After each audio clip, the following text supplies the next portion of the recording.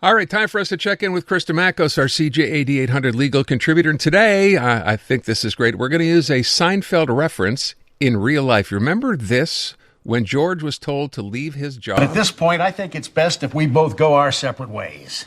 I don't understand. We don't like you. We want you to leave. Clearer? Okay.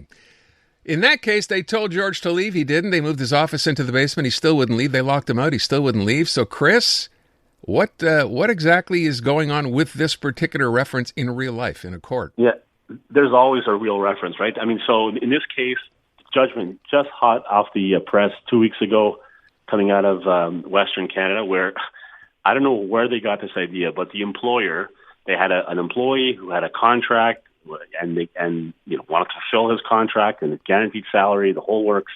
And the employer said, we don't want to fire him because we're going to have to pay a severance.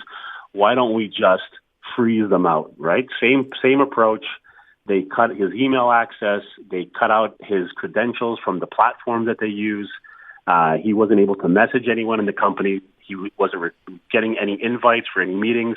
Just completely isolated the employee from all the activities at work. Okay.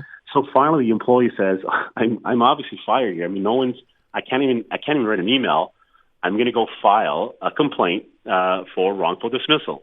And when they went to court, the company says, "We never fired him. He abandoned his job. We never said the words, 'You're fired.'" Wow. We never, and obviously that didn't work.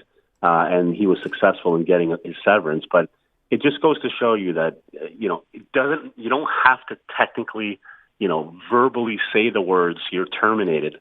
Just your actions alone can be enough to represent what a court needs to order a judgment and a settlement, because, your actions can speak louder than your actual words. So how does this play out, right? The employee says, I'm not leaving. The employer says, we want you to leave, but we know if we fire you, as you said, we'd have to pay severance. We don't want to do that. And ultimately, the employee just kind of went to court and the judge ruled in his favor? Yeah, so what happens, and again, you have to be very careful with this kind of stuff because some people think it's an automatic, but we're talking about a constructive dismissal. And the definition of that is basically if your employer does everything in their power to make you quit your job, but really, in essence, what's happening is they're forcibly making you quit your job. It's not because you want to, but they're making your conditions so intolerable that you quit. If that's the case, well, the employer is still on the hook for a termination. And when I speak to certain employees and they're saying, look, this is what's going on at work. They haven't fired me yet, but look what they're doing. They're trying to push me out. The conflicts we're having.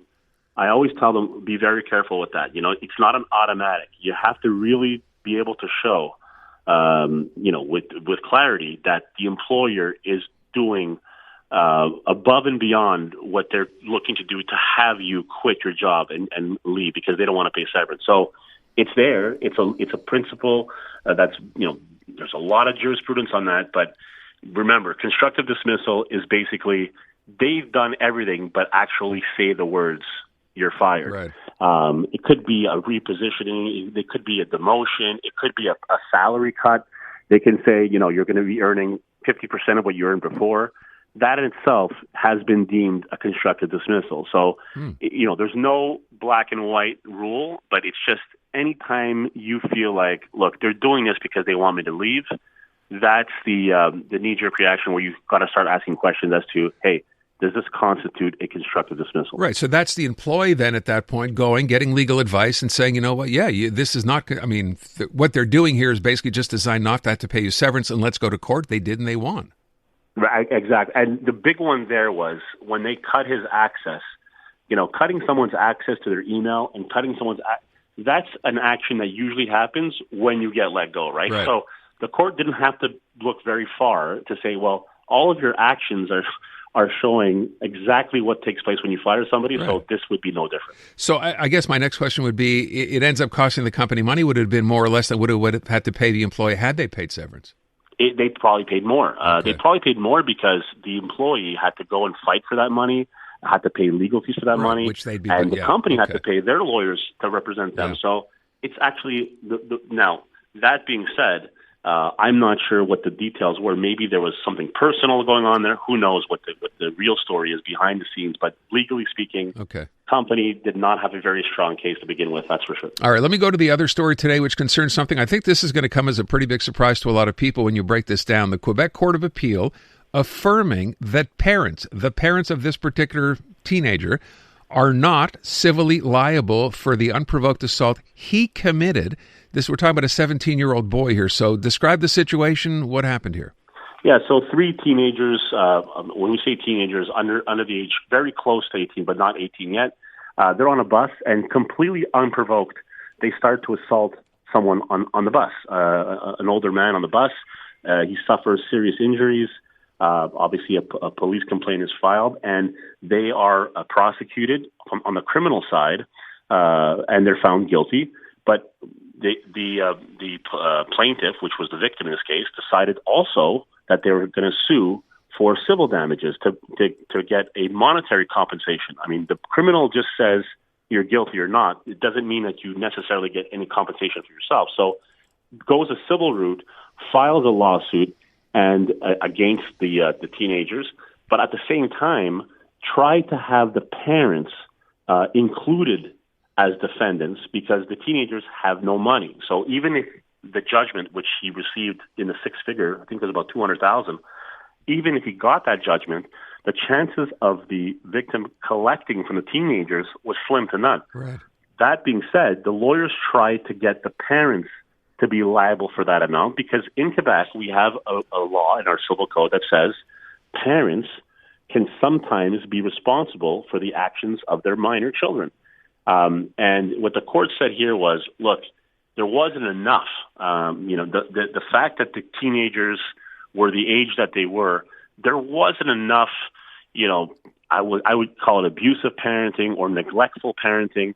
There wasn't enough brought up in court to be able to attach the parents to this. So parents were not found liable in this case, but they have been in the past. So the key thing here is if you have a child who's under the age of 18, potentially you can be found liable for the damages that they cause.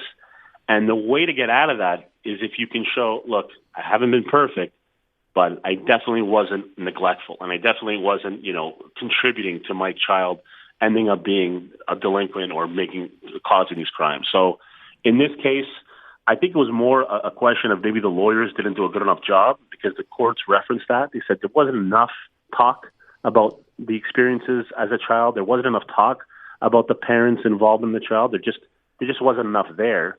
They were not sure if it merited having them be liable or not. But right. The general rule here is you can be found responsible, and the way to defend yourself against that would be, look, I did what I could, and the kids are 17. They sometimes do stupid things. I'm not the one that should be held responsible for that because I didn't contribute to them doing that type of activity. So I'm trying to think who's up there providing evidence here that they did or didn't do a credible job, right? A psychiatrist or something. I mean, how do they determine that even? Great question. So what they do usually is they have these pre-trial examinations where they sit down and they record it with a stenographer and they ask a whole bunch of questions about what happened during the childhood and how present were you? And like in this case, they brought up a situation where the child was like 13 and was getting drunk at a friend's house, and they were asking about what the response was to that. Like, what did you do when your 13-year-old was calling you drunk from their friend's house? And basically, the lawyers were arguing like they didn't do enough at that point. They didn't come down hard enough on that child. So they used examples like that, but what the court said was, it wasn't enough. Mm-hmm. One incident that happened over the course of the 17 years wasn't enough to connect the dots. But if you can show, for example, like police have been called to the house, there's been domestic abuse, and there's been a whole bunch of stuff, and the schools have written to them saying that he's been misbehaving, and the parents were not located, the parents were absent. If you have that stuff, then that usually is enough to be able to show the connection. So for the guy who sued here, the one who was attacked, who gets a judgment, you said about $200,000, doesn't get it against the parents, it's against the kids, he basically gets nothing? He basically has a judgment that's going to be valid for about 10 years and it's going to collect interest, but They keep checking. You know, they look and see where the kids are at. Maybe in 3-4 years, if they have a job, they can see some salary. They Really? can, maybe if they want to get a car, they can try to see the car. But the truth is, anyone who know, if you know, the likelihood that they're going to collect the full amount is very low. Will they get something? Maybe. I don't see this working out too well for the victim here. And I guess at that point, it's also too late, I guess, to try to come back now that they got a judgment that says the parents are not liable, to find somebody else to suggest that the parents are.